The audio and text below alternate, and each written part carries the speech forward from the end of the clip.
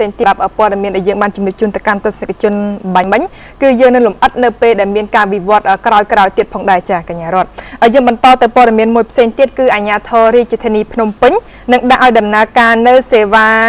សាធារណៈដឹកជញ្ជូនរថយន្តក្រុងចំនួន30ខ្សែទៀតនៅឆ្នាំក្រោយដោយត្រូវប្រើរថយន្តប្រមាណជា50គ្រឿងចាំមានប្រសាសន៍មុនពិធីចុះហត្ថលេខាលើអនុសរណៈស្ដីពីកិច្ចសហប្រតិបត្តិការលើសេវាដឹកជញ្ជូនអ្នកដំណើរសាធារណៈក្នុងរាជធានីភ្នំពេញរវាងរដ្ឋការស្វ័យយ័តដឹកជញ្ជូនសាធារណៈរថយន្តក្រុងនៃសាលារាជធានីភ្នំពេញនិងក្រុមហ៊ុនដឹកអ្នកដំណើរយូតុងនៃខេត្តហេណានប្រទេសចិនគឺឯកឧត្តមប៉ាសុជាតិវង្សអភិបាលរាជធានីភ្នំពេញមានប្រសាសន៍ថានៅឆ្នាំក្រោយពោលគឺនៅក្នុងឆ្នាំ2015សាលារាជធានីភ្នំពេញនឹងឲ្យដំណើរការសេវារថយន្តក្រុងដឹកអ្នកដំណើរបន្ថែមរហូតដល់30ខ្សែដោយត្រូវប្រើរថយន្តចំនួនយ៉ាងតិច150គ្រឿងឯកឧត្តមមានប្រសាសន៍ឲ្យដឹងទៀតថាទោះបីជាសាលារាជធានីភ្នំពេញមានគម្រោងបែបនេះតែសម្រាប់មន្ត្រីជំនាញខាងវិស័យនេះនៅមានបទពិសោធន៍តិចតួចនៅឡើយពីព្រោះថាសេវាដឹកជញ្ជូនរថយន្តក្រុងក្នុងរាជធានីទើបតែចាប់ផ្ដើមប៉ុណ្ណោះដូច្នេះត្រូវការបន្ថែមនៅកិច្ចសហប្រតិបត្តិការជាមួយនឹងដៃគូដែលមានបទពិសោធន៍ច្រើនលើបញ្ហានេះដូចជាក្រុមហ៊ុនដឹកជញ្ជូនអ្នកដំណើរយូតុងជាដើមហើយនៅក្នុងឱកាសនោះដែរឯកឧត្តមក៏បានលើកឡើងពីបញ្ហាមួយចំនួនដែលរាជធានីភ្នំពេញកំពុងតែជួបប្រទះនឹងត្រូវដោះស្រាយបន្ទាន់ដូចជាបញ្ហាស្ថាបនាស្ដារជួសជុលប្រឡាយលូ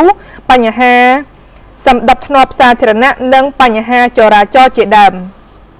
ឯកឧត្តមលីយ៉ាអភិបាលខេត្តហេណានដែលដឹកនាំគណៈប្រតិភូខេត្តនិងក្រុងយូតុងមានប្រសាសន៍ថាជាការពិតការអភិវឌ្ឍតែងតែមានការជួបនៅបញ្ហាមួយចំនួនខណៈដែលខេត្តហេណានក៏ធ្លាប់ជួបនៅបញ្ហាដូចអ្វីដែលរាជធានីភ្នំពេញបានជួបដែរប៉ុន្តែក្រោមការខិតខំរបស់អាជ្ញាធរនិងមានកិច្ចសហការជាមួយនឹងក្រុមហ៊ុនឯកជនបញ្ហាទាំងនេះត្រូវបានដោះស្រាយជាបន្តបន្ទាប់ហើយសូមជម្រាបថាសប្តាហ៍ថ្ងៃនេះសាលារាជធានីភ្នំពេញបានដាក់ឲ្យដំណើរការនៃរថយន្តក្រុងដឹកអ្នកដំណើរចំនួន3ខ្សែដោយខ្សែទី1ចាប់ចេញដំណើរ2គីឡូម៉ែត្រលេខ9ក្នុងខណ្ឌរិស័យកែវតាមផ្លូវជាតិលេខ5បត់ចូលមករង្វង់មូលស្តាបចាស់កាត់តាមមហាវិថីព្រះមុនីវង្ស